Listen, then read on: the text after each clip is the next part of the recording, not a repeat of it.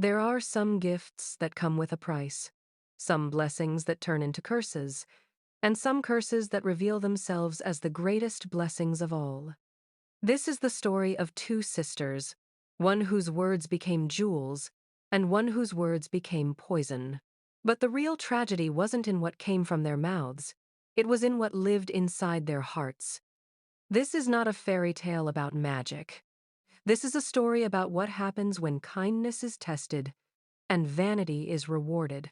In a small village, there lived a widow with two daughters. Rose, the elder, was beautiful on the outside. Golden hair, perfect features, a smile that could deceive anyone. She was her mother's favorite, spoiled and cruel, treating everyone beneath her with contempt. Then there was Ella, the younger daughter, plain, quiet, with soft brown eyes that held more kindness than her sister would ever understand. She was treated like a servant in her own home, doing all the work while her mother and sister lived in comfort. The cruelest prisons are the ones we call home. One cold morning, Ella's mother sent her to the well to fetch water. It was a long walk, through dark woods and rocky paths. Her hands were already raw from work, her back aching, but she never complained. At the well, she found an old woman, hunched and trembling, begging for a drink of water. The woman's clothes were torn, her face weathered, her hands shaking from cold. Ella didn't hesitate. She drew fresh water and offered it with both hands, speaking gently, treating the stranger with the same respect she would give a queen. The old woman drank deeply, and then something changed. Her eyes, once clouded, suddenly gleamed with an ancient wisdom. She smiled, and it wasn't the smile of a beggar. It was the smile of someone who had been testing and waiting. The old woman was a fairy in disguise, walking the world to see who still remembered what kindness meant. She looked at Ella and said, "For your gentle heart, I give you a gift. With every word you speak, a flower or a precious jewel will fall from your lips. This is the reward for those who give without expecting anything in return." Before Ella could respond, the woman vanished like morning mist. When Ella returned home and tried to explain what happened, roses and diamonds tumbled from her mouth with every word. Her mother stared in shock, then in greed. Her eyes gleamed not with pride for her daughter's goodness, but with hunger for the wealth now spilling from her lips. She immediately sent Rose to the same well, commanding her to be kind to any stranger she met. Rose went, but not with kindness in her heart. She went with resentment, annoyed at being sent on a servant's errand.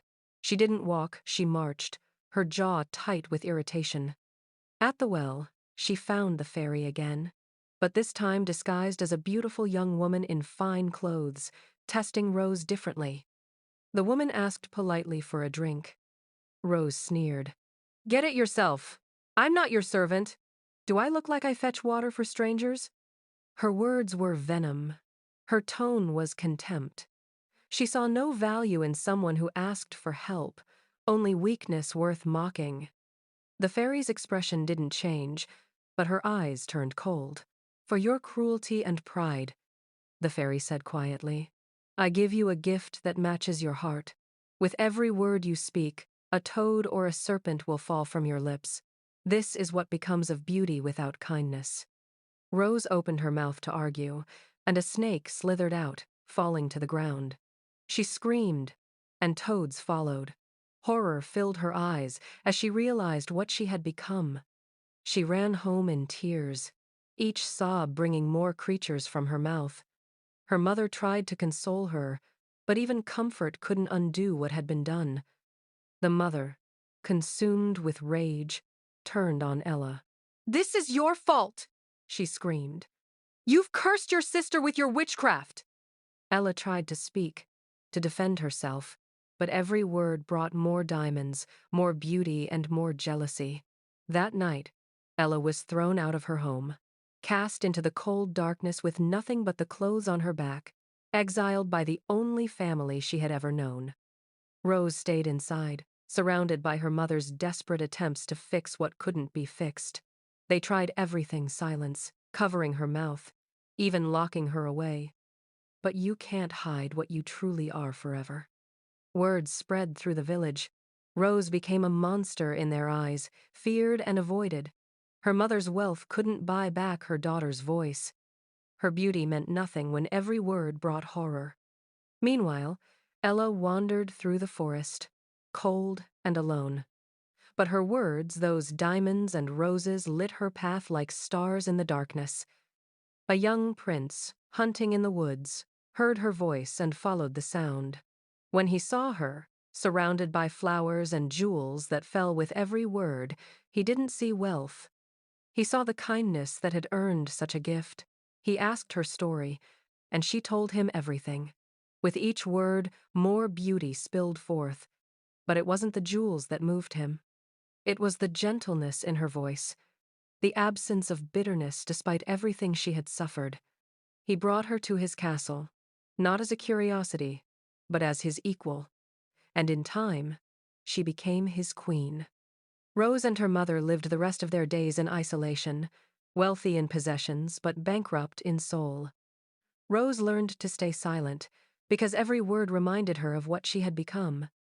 The beauty she once prided herself on faded, and she was left with nothing but her own reflection and the creatures that spoke the truth she had always hidden. Here is what Diamonds and Toads teaches us. What comes from your mouth reveals what lives in your heart. Kindness creates beauty that no amount of wealth can buy. Cruelty creates poison that no amount of beauty can hide. Your words are your true face, and the world will always see what you really are. Some gifts are curses, some curses are gifts, but character, that's the only thing that lasts.